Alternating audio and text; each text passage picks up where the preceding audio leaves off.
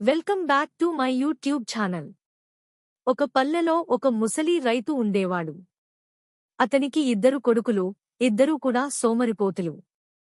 ఆ రైతు చనిపోయే ముందు వాళ్ళని పిలిచి ఒక రహస్యం చెప్పాడు. మన పొలంలో ఒక చోట నిధి దాచిపెట్టాను, కాని ఎక్కడ దాచానో నాకు గుర్తు లేదు అని చెప్పాడు.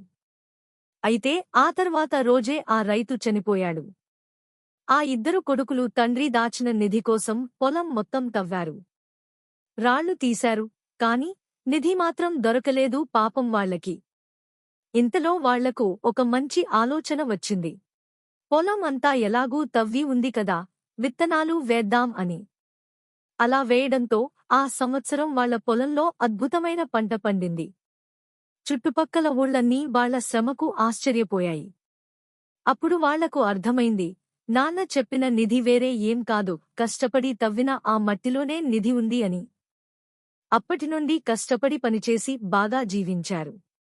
ఇలాంటి తెలుగు మోరల్ కథలు కోసం నా ఛానల్ని సబ్స్క్రైబ్ చేయండి.